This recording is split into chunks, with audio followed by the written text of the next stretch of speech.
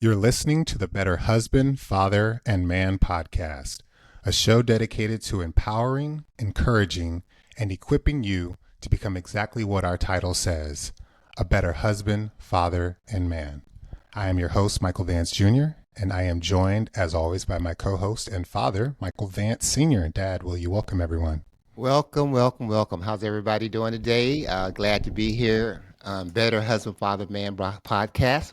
The BHFM podcast, yes. Well, it's good to be back again. How are things going on your end, Father? Yeah, everything's great. Listen, if somebody's surfing the internet looking for some information from two guys, father and son, about life, this is a place to be. We want to just share with you some of our journey that might be able to help you in your journey through life. Done some family things this weekend. Put together a couple puzzles as a family. I took the boys out to shoot rockets yesterday. Nice. And those things shot off a lot higher than I expected. And one of them got caught in a tree. So that one, we lost it. But we have a second one that we're going to try to find a different space to go to. So we have a little bit more room with no trees. And hopefully, that one will work out. Cool. Yeah. Nice. Cool. Nice. So you guys are winning, man. Y'all having fun over there with the kids, your boys. Y'all winning. It's just the way to do it. Creating memories. We're trying. It's cool. All right. So our topic this week, we're going to be discussing discipline. And so I was thinking about discipline, but then also just sort of like anger and sort of like I don't want to say the correlation, right? Because I think oftentimes you don't want to discipline out of anger, but I think sometimes, especially, depending on how your kids push you, like it might feel like anger, maybe to them or maybe to you sometimes. You're like, you have tried me and now I need to put my foot down. But just thinking about, how to either develop a plan for discipline, a system. This is what we're going to do. This is what I'm not going to do. Whether it's you individually, if you're a single parent, you and your spouse, if you all are, having to discuss this together, you might have you might have an ex and y'all are trying to come up with a plan that works, hey, we need to be on the same page about this because, sometimes they're with me, sometimes they're with you. If you have a blended family, you have new, stepchildren or things like that. Like is the person who's, children that they were initially before they came to the marriage, that person going to discipline their children? Both of them have equal, there's a lot that can go on with discipline, and it's a very touchy subject sometimes. I think right now you hear a lot of people that maybe recount, and this is, sometimes social media. So, maybe take that with a grain of salt, how intense people feel about things. But, it can be a very touchy subject with people, detailing how they were disciplined and whether they consider it abuse and, whether spanking's abuse, whether, any sort of physical discipline is abuse, or should you only talk to your kids? There's this idea of gentle parenting. I don't know if you've heard of that, Dad. But it's a concept in which you kind of are just talking to your children. And they say it's not a passive talking, right? It's not, oh, please don't do that, as some people might, consider gentle parenting, but it's sort of you're giving your child the opportunity to do things on their own, hopefully trying to develop their ability to follow directions and instructions. And if they don't, then you become a little more active, not physical, but you actively take things. Oh, if they're watching TV, you tell them to turn off the TV, and you have 15 seconds, turn off the TV so we can start this. If they don't do it, then you just turn it off and keep moving, as opposed to, why didn't you turn off that TV when I told you? That sort of, Right. difference. So that's even I wouldn't say new, maybe it's new. I don't know, sort of concept in parenting and discipline. But yeah, so that's kind of what we're, planning to discuss today. So obviously, we'd discuss our own journey, our own experiences growing up. Obviously, this was maybe our experience, with me growing up, and maybe how we both viewed that. But yeah, if you just want to maybe share your initial thoughts, high level thoughts on just discipline, how you Right. all approached it with you and mom, and that sort of Right. thought Right. process and thinking. When I think of discipline as a parent, you think about how you were disciplined, of course, and you want to make some changes because I don't think any child think their parent was very good at discipline. They'd be like, "Nah, you As didn't long have as we can that." Most of as long as we can start off on that page, right? That yeah, yeah. understanding. You, Okay. you're not All gonna right. agree. Cool. You're not gonna agree. It's just, but a parent, as a Christian parent, you come to the table wanting the best for your child. So I think Ardell and I, we prayed a lot. We spent a lot of time on our knees in prayer on how we should discipline our children. I think that's a good start there. We've read a lot on parenting, different authors, James Dobson, and they talked about different parenting styles, different ways that you can discipline your child. If you have a strong-willed child, someone that just, I don't care what you tell them, they're going to want to do what they want to do. How do you help raise a child like that? It's going to be different than a child that's a little bit more passive. So all these things you take in consideration with your spouse. And I would say the number one thing with discipline is to make sure both parents really agree because Adela, what she looked at parenting in terms of discipline was different than how I looked at it. And I was okay with whatever she decided. So we talked about it. I said, that sounds good. Now, if that's working, and it's come to me. I thought, well, as long as it's working, let's go that route. I don't have a problem. If it's not working, then we need to do something differently. And so I Yeah. might come with a different perspective because at this point you've got me more involved, and what you've done, you pretty much hasn't worked. So let's sit down and let's strategize. Let's come up with another way that we can help our kids understand what we say. What we're trying to do is help them to grow into successful adults. And so whatever we have to do that, let's come up with a plan.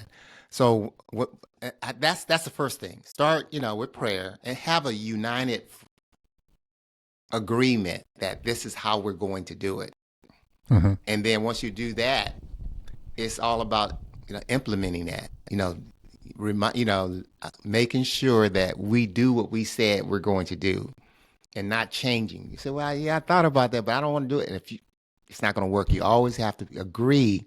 Then you have to make sure that whatever that is, we're going to stick to it. Mm-hmm. Those would be the things I would think about first.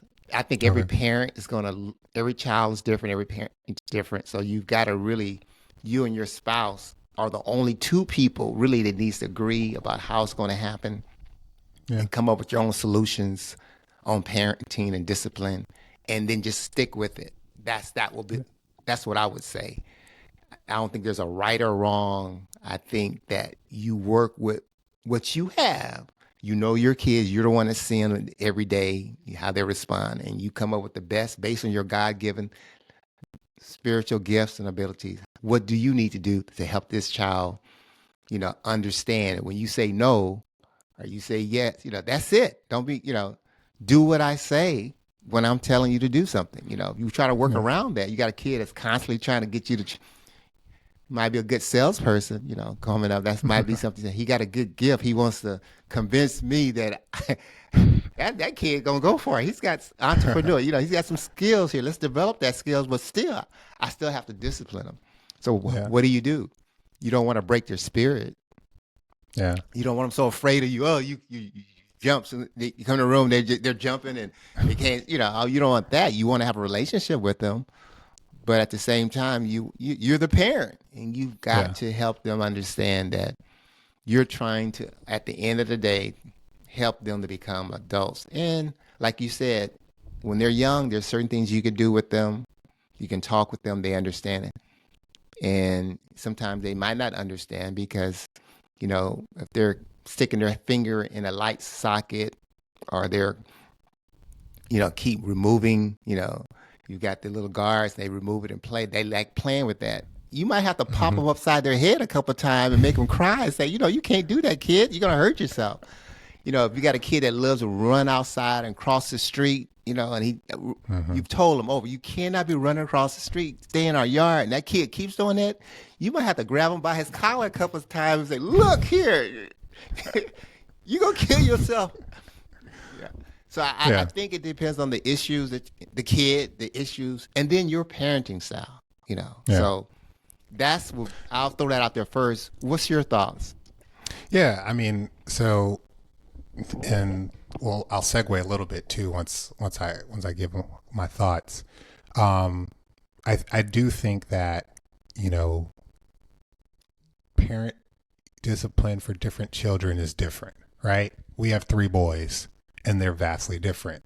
In the sense of yeah, some are a little bit more compliant than others. Others are just like I don't know if it's age or if it's just personality, but some people you can talk to, others you cannot. Like they don't listen. They want to do their own thing. I want I don't know if I go so far as to say strong-willed. Maybe a little bit, but just not readily like compliant and wanting to follow instructions necessarily. And then oftentimes, depending on what the issue is, right?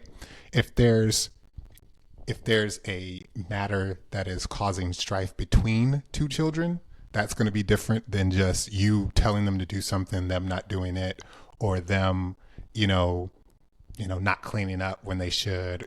There's like little things where it's just like this is a part of you growing up and needing to do that, and then there's like you two are fighting. You all need to stop.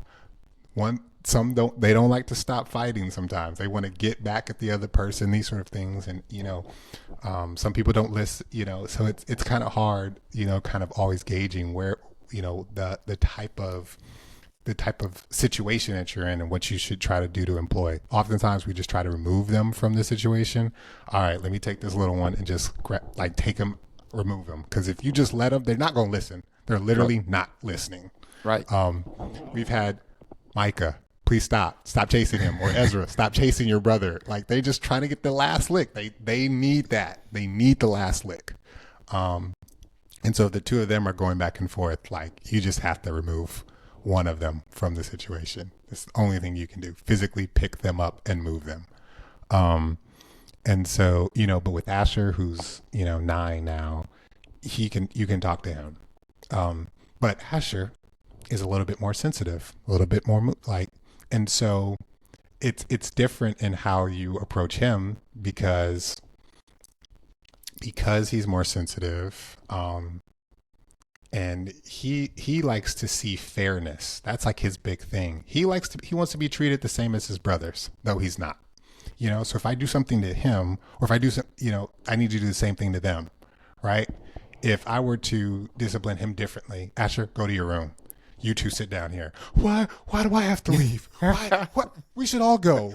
That's sort of his thing. Like, why am I not getting the same treatment as they are? You took this away from me yesterday. You didn't take this from them. You told me to get off this. You didn't tell them. Like, so anytime I do something to him, I have to consider, did I do this to them 20 minutes ago, last week, a year ago, Right. right? And if not, what is my reasoning? What is my justification? He's going to ask. And I could say, because I said so, because I felt like, but that's, with him, like he's very concerned about that. Right. And so it does challenge me to try to be a little bit more consistent if I need to be, right? Am I just operating off of just an auto response? Just stop, just go away, this sort of thing. So it does make me consider that, in my response. And, am I having a real justification? Which I know some parents were like, why would you need to justify yourself to a child? Like that's just a foreign concept. But I do think that thinking about that or considering that it's not a bad thing, right? And one of the other points that I was thinking about is like, are you disciplining out of anger, or do you have like an actual plan or system and agreement like you're following? And so it does challenge me. What am I thinking? What am I doing here, right? If that being called out on that is going to challenge me to say, okay, yeah, I'm just doing this because I'm upset. I'm angry in the moment. All right, let me calm down, or let me think about this. You're right. Just go sit over there right now. Just do this. Now, does he feel like he got his way? And, there's these things that's just like going to keep coming back. Like, am I letting him win? Am I letting him control me? Am I letting my children control how I discipline? Are the inmates running the assignment? Like, so you definitely don't want that still, because as a parent, like you don't want people necessarily challenging your authority. But it is, I think there can be some healthy, if not dialogue, interaction with your child around discipline at a certain age, right? And so that's kind of our thinking. And one of the